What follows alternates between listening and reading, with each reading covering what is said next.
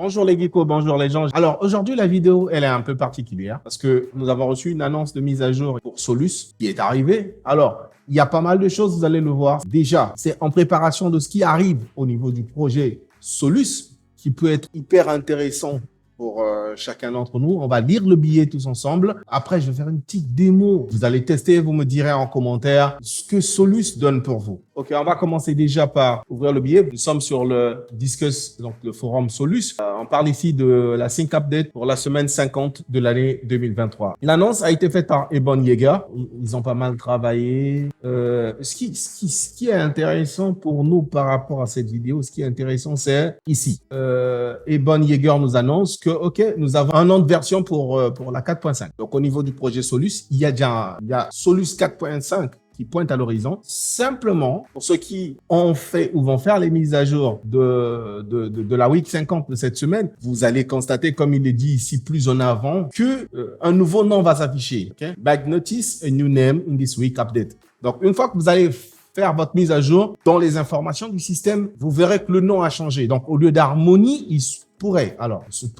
Dans certains cas, certains ne pourront peut-être pas l'expérimenter aussi cash. D'autres le verront tout de suite et se diront, tiens, on a déjà changé de version. Non, il y a déjà un nom. Ils ont une nouvelle version qui pointe à l'horizon, mais le nom a déjà été trouvé. Donc, un peu comme pour avant la sortie de la 4.4, Solus nous avait déjà gratifié du nom Harmony avant que l'ISO final soit rendu public. C'est ce qui se passe ici avec la 4.5 qui pointe à l'horizon, qui pourrait arriver dans les semaines qui arrivent, simplement parce que le projet nous informe aussi dans d'autres topics. Ils disent, OK, on a déjà la RC1. Donc, Solus 4.5 est plutôt bien avancé, proche de la sortie. Ceux qui font la mise à jour cette semaine vont déjà être gratifiés d'un nouveau nom et ça va s'appeler Solus 4.5 Resilience. Donc, ça veut dire qu'il y a une tonne de travail qui a été abattu entre-temps. Bon, c'est vrai qu'au niveau projet, les gars, ils bossent lourd, sont lourds. Et puis, on va voir ça. On va voir si il y a quelque chose qui change tout de suite quand on fait la mise à jour. On va laisser ça là. Nous allons passer à la phase pratique. C'est de voir l'installation de Solus 4.4 Harmony, faire nos mises à jour et puis vérifier que nous passons bien de nom de version. Pas vraiment de version, mais de nom de version. Bien. On se retrouve donc sur notre machine virtuelle, prête à être installée. Solus 4.4 Harmony. Nous allons lancer l'installateur. Comme langue de base, je vais choisir l'anglais pour des raisons que j'expliquerai dans une vidéo prochaine.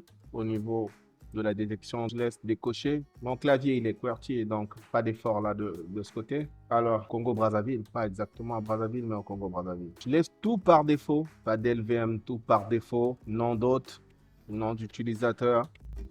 Quelqu'un pensait que j'allais mettre mon nom réel. Récap de tout ce qu'il y a à faire, qui est la langue, ainsi de suite. Toujours intéressant à regarder. Si à ce niveau, vous constatez qu'il y a quelque chose qui ne vous plaît pas, qui ne matche pas, qui ne correspond pas, faites previous, retournez en arrière et corrigez. Nombreux ne regardent pas cette section et à la fin, ils sont surpris. Ah, j'ai tel problème après l'installation. Oui, mais tu aurais dû regarder cette section. Et là, l'installation est lancée. Pour la petite histoire, Solus, pour moi, selon mon expérience, la distribution qui s'installe le plus vite. Alors, je sais qu'il y a des distributions qui s'installent un peu plus rapidement que Solus. Pour une distribution classe desktop, on a quand même une vitesse d'installation impressionnante. Je vais donc laisser l'installation se poursuivre.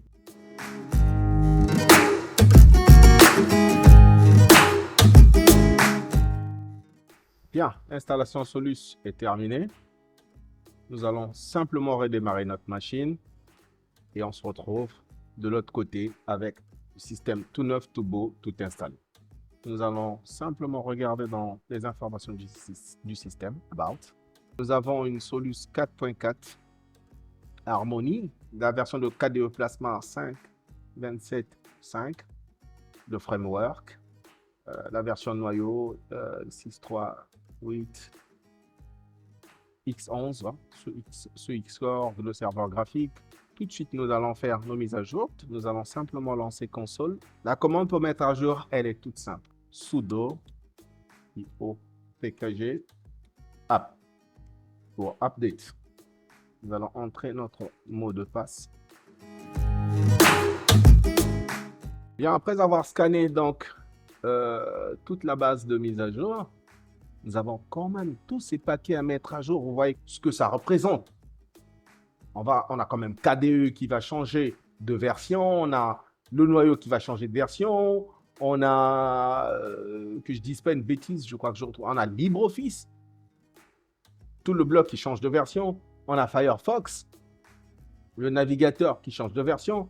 Allez, on va dire on a tous les composants de base qui vont changer de version. Ce qui représente l'équivalent de 1.6 giga. Il nous demande si on veut installer ou pas. Dans notre cas, on va accepter.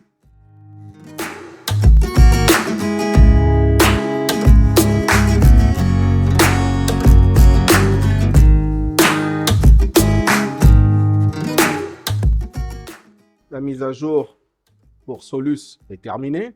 Le système est mis à jour entièrement. Maintenant, nous allons redémarrer et voir, après redémarrage, ce qu'on a comme information.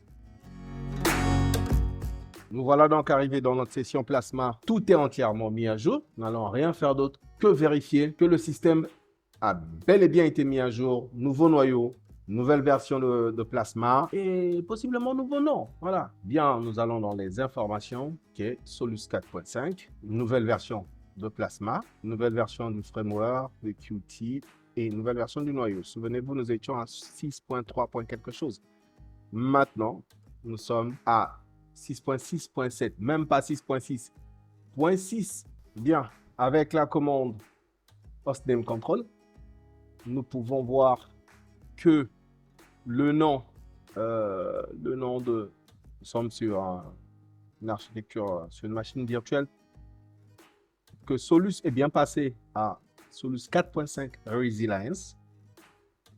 Nous sommes bien déjà avec l'indice 4.5 Resilience, mais l'ISO de base et le système en lui-même n'est pas encore 4.5. Il est encore en 4.4. C'est juste le nom qui change. C'est ce qui prouve à suffisance que Solus est une rolling release.